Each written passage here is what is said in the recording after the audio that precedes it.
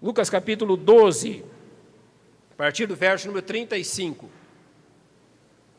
Vamos falar hoje sobre letargia e vigilância.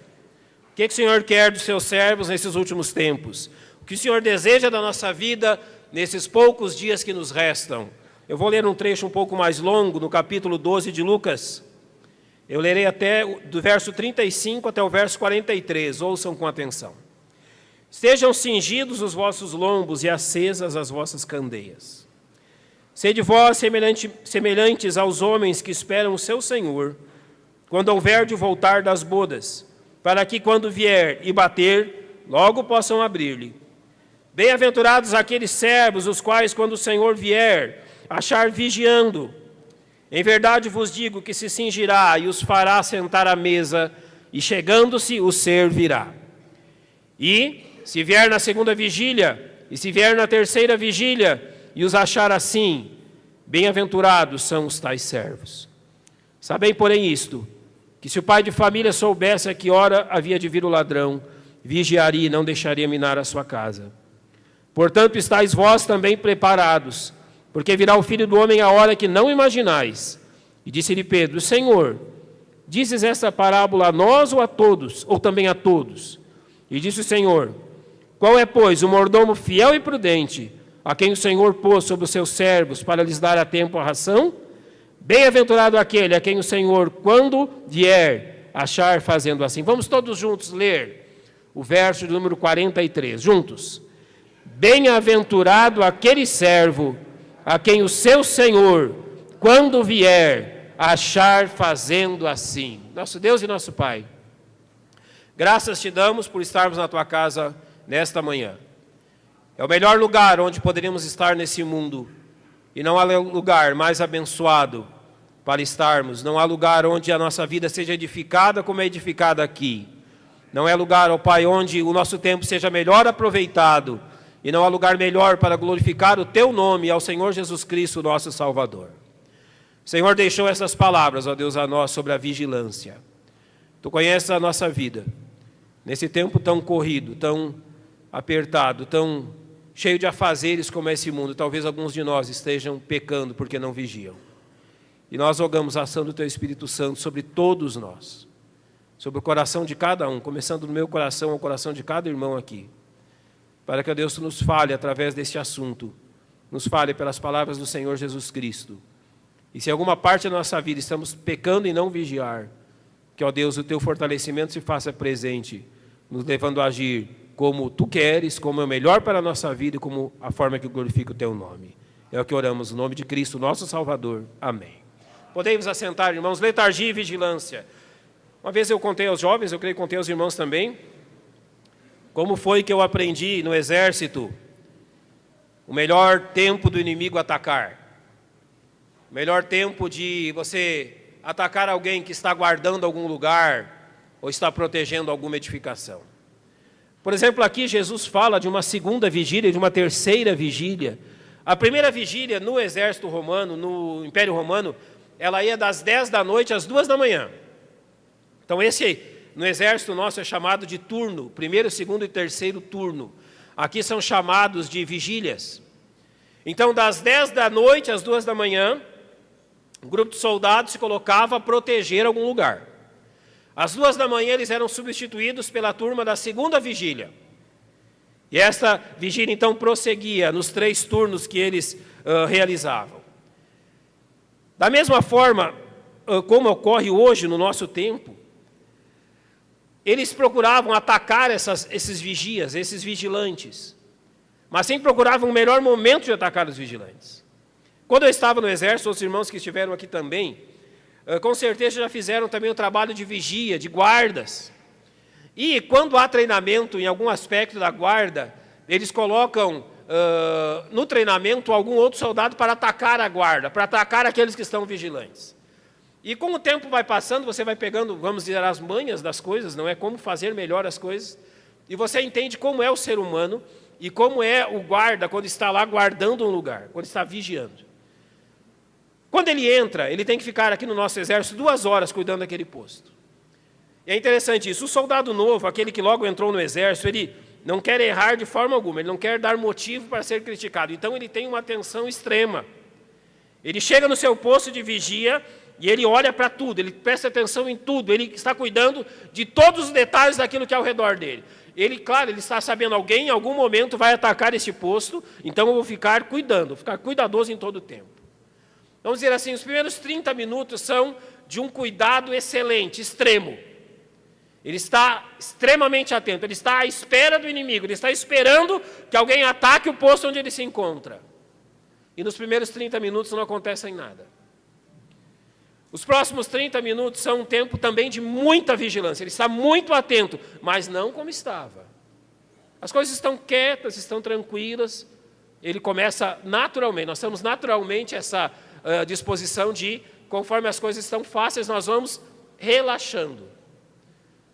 De uma hora a 1h30, novamente não aconteceu nada, ele está extremamente tranquilo. Ele diz, olha, falta só um pouco mais para terminar a minha vigília, então eu posso estar tranquilo, nada acontecerá. E é o momento que ele relaxa. Letargia quer dizer exatamente isso, quando nada acontece, quando nada se desenvolve, quando nada está perturbando, as coisas estão tranquilas, calmas, absolutamente tudo está no seu lugar. Então, se era o meu caso que eu devia atacar outros companheiros, nós olhávamos, é o momento que o guarda nem sabia onde estava o fuzil, ele estava mais usando o fuzil como bengala do que como arma, né? Estava escorado, às vezes escorado numa árvore, sentado, estava lá tranquilo, era o momento que nós atacávamos. Pegava o guarda, como diz o guarda, com as calças na mão, não é? Você chegava e ele estava lá despreparado, despercebido. Por que ele ficou assim? Como nada acontecia, como nenhum perigo se apresentava, como nenhum risco chegava, ele tranquilizou-se. E ele achou então que a necessidade de vigilância não era uma necessidade real para o momento. E foi nesse momento, quando ele relaxou, quando ele não vigiou, quando ele achou que tudo estava bem, que não havia nenhum perigo, é que o perigo chegou. É isso que Jesus está nos dizendo. Ele quer crentes que, acima de tudo, sejam crentes vigilantes. Irmãos, o tipo de vida que nós vivemos é um tipo de vida onde nós não podemos parar de vigiar nem um instante. Nós somos pais, nós somos crentes, somos trabalhadores em algum lugar ou temos nosso próprio trabalho, mas o que importa aqui, o que Jesus está dizendo é que o tipo de vida que nós vivemos em campo inimigo não permite esse relaxamento em nenhum ponto, em nenhum momento. Mas é muitas vezes o que acontece. O crente relaxa, o crente sente-se seguro, ele sente que nada vai acontecer. E é nesse momento, então, que Satanás lança suas armadilhas, lança os seus propósitos, e então acaba por derrubar muitas vezes o crente. Satanás sabe quais são os nossos pontos fracos. Por exemplo, nós sabemos entre os homens que as questões sensuais sempre são um ponto fraco na vida de todos os homens. O homem é atraído por aquilo que ele vê, por aquilo que observa. Então, o homem crente é um homem que é vigilante extremamente o tempo todo nessa questão. Contra as coisas sensuais, o homem crente está vigiando 25 horas por dia, observando, olhando, cuidando para não cair nas armadilhas. Mas pode ser que em algum tempo as coisas estão tranquilas, está tudo muito bem, não há ataques. Quando Satanás percebe isso, é aí que ele nos ataca. E nos pega sem vigilância, e nos pega descuidados, e nos pega propícios a sermos derrotados. Por quê? Porque não houve vigilância. A vigilância é extremamente importante na vida do crente. Eu quero falar da condição daqueles que estão em letargia, que não estão vigiando, e da condição dos que estão vigiando. Como eu posso saber se eu não estou vigiando? Como eu posso saber se está faltando isso na minha vida? Como eu posso ter a ideia de que isso está acontecendo no meu viver? Há três, digamos, consequências, há três fatos que demonstram que isso está acontecendo. Pelo menos três, eu creio que há mais, mas eu vou apresentar os três nessa manhã. Três questões que, se presentes na minha vida, demonstram que há problemas, que há falta de vigilância. A primeira delas é claramente aquilo que Jesus diz, de abandonar o primeiro amor. Quando não há vigilância na vida do crente, o amor dele pelas coisas de Deus vai se esfriando. Quando, por exemplo, Jesus diz isso à igreja em Éfeso, ele diz: tenho, porém, contra ti, que deixaste o teu primeiro amor. Você não me ama mais como me amava antes. Você não tem mais o amor fervoroso por mim que você tinha quando nós nos conhecemos. Você não tem mais o amor fiel a mim que você devotava quando nós nos encontramos. Jesus está dizendo à igreja e, por tabela, dizendo ao crente que o passar do tempo, quando as coisas vão se acalmando, parece que nada acontece. Uma das consequências é que nós deixamos de amar ao Senhor Jesus Cristo como amávamos no início da nossa vida cristã. Nós vamos simplesmente esquecendo-se dele. Há coisas mais interessantes para nós amarmos. Há coisas mais interessantes, mais proveitosas, que vamos encontrando no mundo e na nossa vida, a qual devotamos a nossa afeição.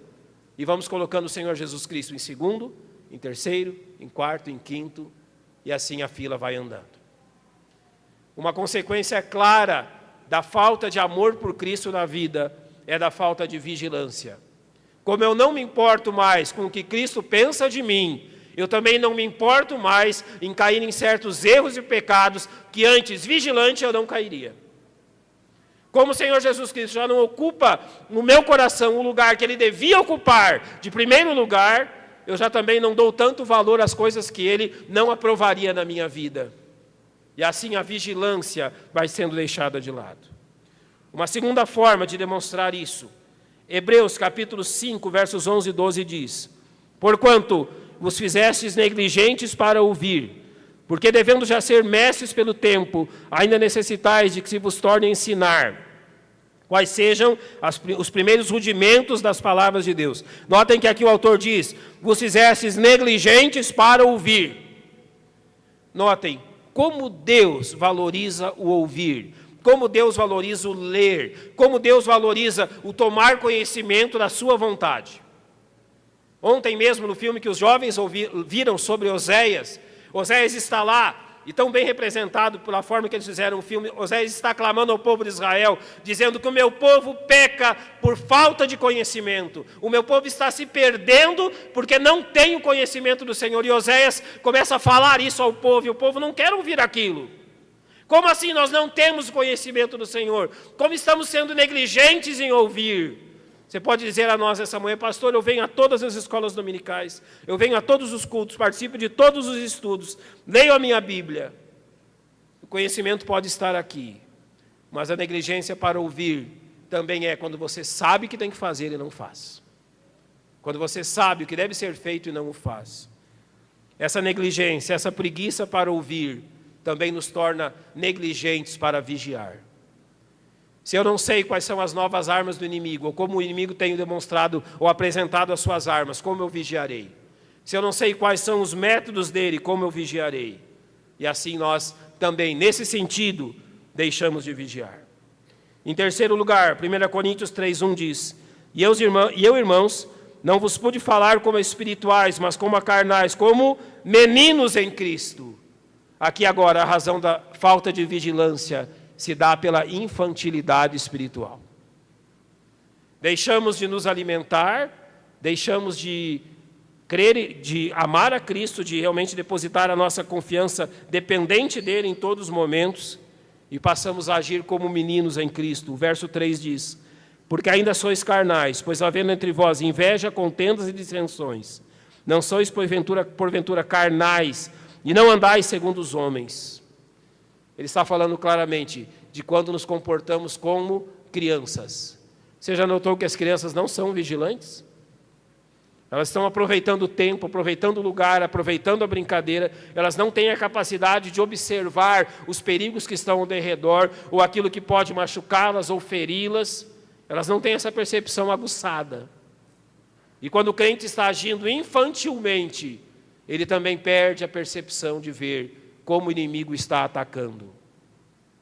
Irmãos, parece uma coisa tão simples, a vigilância, mas é uma coisa que nos custa extremamente caro. Pense claramente nisso. Quantos casamentos já não foram desfeitos por falta de vigilância? Quantas vidas dos nossos filhos já não foram desperdiçadas e perdidas por falta de vigilância? Quantos crentes que durante muito tempo foram bênção na casa de Deus, deixaram de ser bênção nas coisas de Deus, porque não vigiaram. Quantas vidas proveitosas à obra de Deus, de pastores, de missionários, de pessoas dedicadas à sua vida em tempo integral à obra de Deus, não foram desperdiçadas porque houve falta de vigilância. Você ama o seu filho, não ama? Você faria tudo pelo seu filho, não faria? Eu também.